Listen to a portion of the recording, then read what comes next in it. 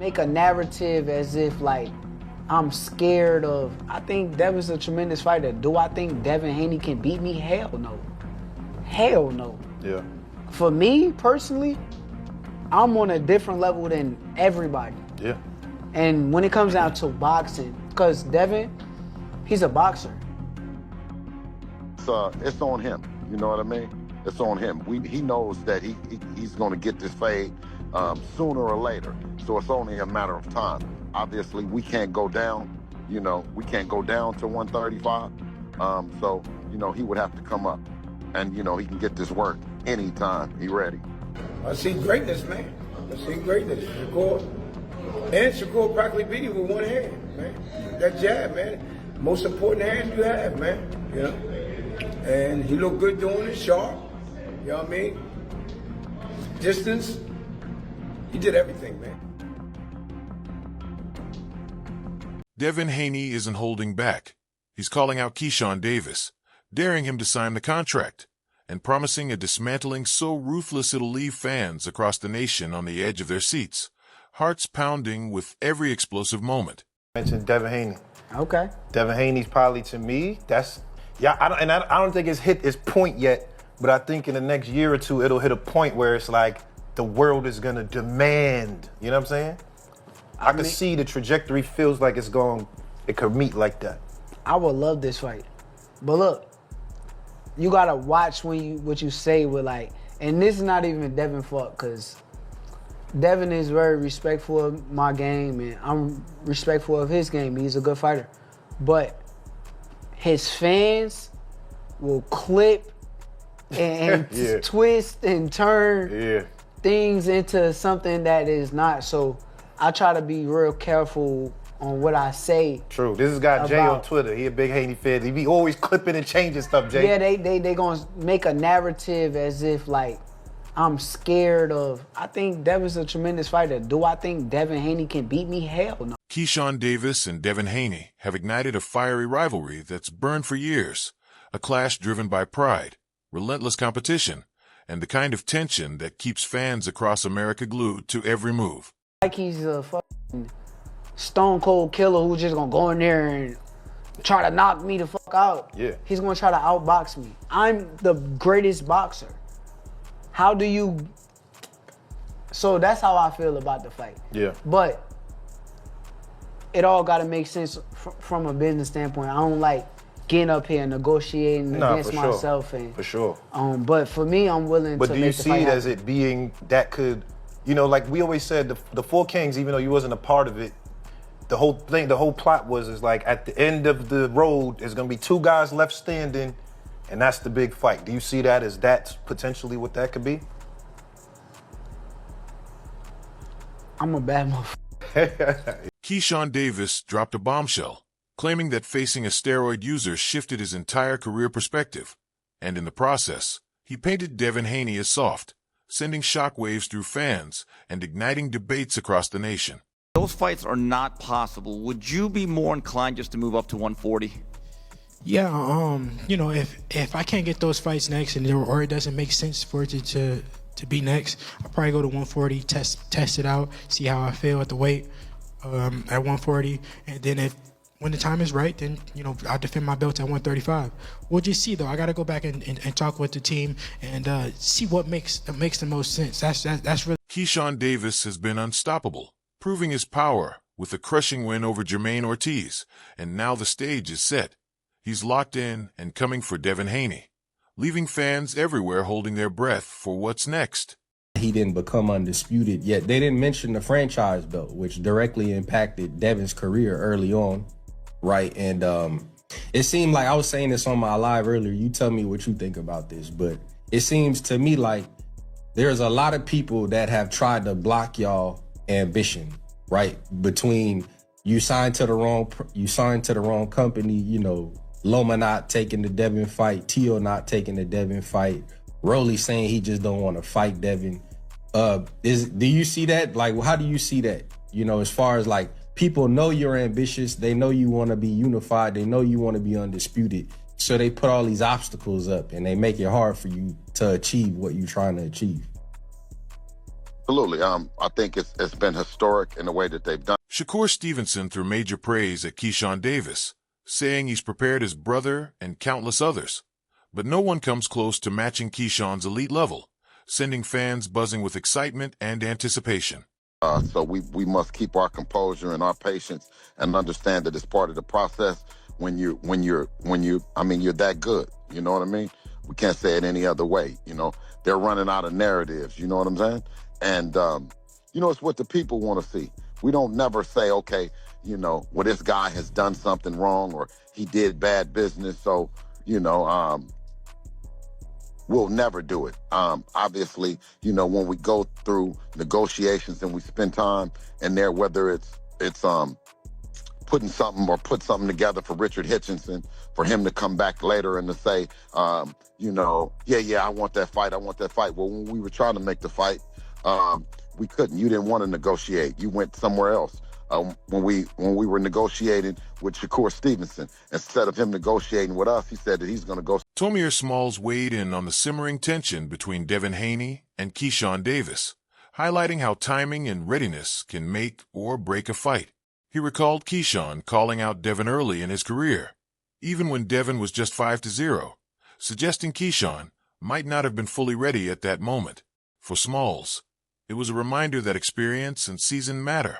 Fighters need the right timing before stepping into certain battles. Yet, with both men having grown in the sport side by side, their eventual showdown is only getting more tantalizing. Smalls believes it will be a must-see fight, one that will have fans on the edge of their seats, and he even speculated on whether weight could sway the outcome, noting he initially expected Devin to face Shakur Stevenson first.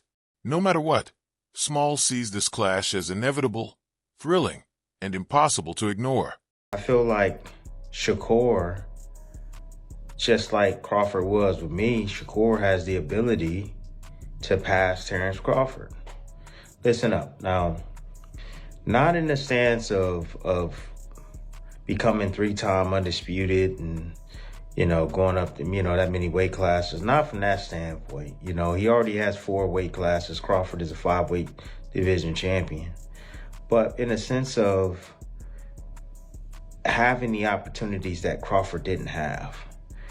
Crawford would have been even bigger than what he is if the politics didn't play into the sport at the time. And now that, you have guys like Turki Al-Sheikh that are able to bridge that gap between promoters and, make these big fights. Davis controlled every second of the fight, dictating the pace and breaking down Ortiz with surgical precision. His offense flowed flawlessly. Jabs to the body, hooks, uppercuts, and perfectly timed combinations, while relentless pressure kept Ortiz from finding any rhythm. The drama peaked in the 12th round when Davis unleashed punishing body shots to secure a knockout, leaving the crowd roaring. It was more than a win. It was a statement, showcasing his skill, heart, and uncanny ability to finish strong when it counts. This triumph cemented Davis as a rising powerhouse in the sport, signaling that he's ready to take on even bigger, bolder challenges. Turki was around when Crawford was on his climb. When Crawford couldn't get those big fights with like Thurman and Danny Garcia and Ugas and, he got it later with Sean Porter, but it was later. But imagine if Crawford was able to have that run and, Earl Spence, Danny Garcia, Ugas, Keith Thurman, the list goes on. If he would have had all those guys on his ledger, imagine how big Crawford would be. He would be even bigger than what he is today. Bigger than what he is today. So with that being said, with these fighters hovering around 135, these talented fighters, hovering around 135, 130, guys like, O'Shaquie Foster, like I mentioned, going to go up to 135. He's big enough to go to 130. Analysts are buzzing that by 2026, the fight everyone will be talking about could be Keyshawn Davis versus Devin, the Dream Haney. Years of tension between Davis, his brothers, and Haney have built into a heated rivalry, with verbal jabs keeping fans on edge. While Haney has been linked to names like Gervonta, Tank Davis, and Mario Barrios, many insist a clash with Keyshawn would be far more thrilling and far more lucrative. Already a 135-pound champion, Davis has delivered performances that have fans hyped more than Shakur Stevenson's, and his meteoric rise is pushing conversations toward massive, must-see showdowns. Devin Haney going to concede to that? I doubt it. So there's a major obstacle in the way. But nonetheless, as you watch these two fighters fight, you can clearly see, outside of cheating, they're more than likely not going to lose, right? With that said, Devin Haney immediately responds to Shakur. Shakur responds to Devin, right? Again, we had the initial four kings. It was Devin, Ryan, T.O., and Tank Davis, right? It was supposed to be the Four Kings 2.0, from the Marvin Hagler, Tommy Hearn, Sugar Ray Leonard, Roberto. At 147 pounds, the stakes skyrocket. Analysts note that in today's boxing world, belts matter less. What truly counts is star power, style, and the roar of the fans.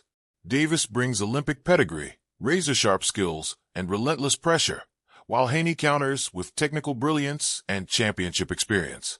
The matchup is a clash of styles built to ignite the crowd. Many see Davis hunting Haney, fearless and unyielding, while Bill Haney steers Devin's path with precision. The hype alone could rival any unification bout, and by summer 2026, this showdown is shaping up to be one of boxing's defining, unforgettable moments. We had that Four King era, but nobody mentions Wilfred Benitez. And the fact remains is Wilfred Benitez beat Roberto Duran as well. And Roberto Duran is 1-4 against those guys. He beat Sugar Ray Leonard the first time. Outside of that, Roberto Duran, he lost to he quit against Sugar Ray Leonard. He got knocked out brutally by Tommy Hearns. He got outboxed by Marvin Hagler and outclassed by Wilfred Benitez. Right? But he's overshadowing Wilfred Benitez. And I felt like these guys, Devin Haney, Ryan Garcia, Tank, and T.O., overshadowed Shakur Stevenson. And now Shakur Stevenson has shined the light by dominating Teofimo Lopez. Bernie Thaw Boxer shared his candid reaction to Keyshawn Davis, calling out Devin Haney, balancing respect for Haney with admiration for Davis. He praised Haney's skill and poise in the ring, calling him a true professional. But when pressed on who he'd favor, Bernie leaned toward Davis. He highlighted Davis's ferocious style, ruthless mentality, lightning-fast hands, and sharp punch selection, noting that his fearless willingness to mix it up gives him an edge that could turn the tide in a clash everyone would be watching. After the fight, Conor Benn comes into the ring. They talk, have some words, but Shakur Stevenson said, I want to put that same rehydration clause you put on Chris Eubank. Tell me, what did you get out of that moment in the ring? Well, I heard on the press conference where I think it was his manager said that, that was a clown move, but I think Shakur invited that, I don't even know if I would have said all that about Conor being right then, but I think he really wants that fight. He really wants the money for the fight. He been saying that, and now he came through victorious. I think he really wants that money for that fight. He wants the money. Bernie brushed off the idea that Davis should wait to move up to 147 before facing Haney, insisting that if Davis wants the fight, it should happen now. He pointed out that Davis is already a star, a silver medalist and world champion, with no reason to be held back. Bernie described him as ready to be unleashed, chasing the biggest names in the sport, and noted the tension in the post-fight moments with Conor Benn and Shakur Stevenson. For Bernie, the path is clear. Davis is gunning for the top, and Haney sits squarely at the summit. Legacy fights, accomplishments, because now Shakur is a 4-weight world champion. Devin is a 3-weight world champion. Devin was undisputed, but now Shakur is a 2-time lineal champion. So he's a 2-time Ring Magazine winner. 2-time unified champion. If you want to add the ring, as far as with the WBO, he was unified at 130. So he's a 2-time unified champion, 2-time lineal champion. Beat a guy like Teofimo Lopez, who rises to the occasion.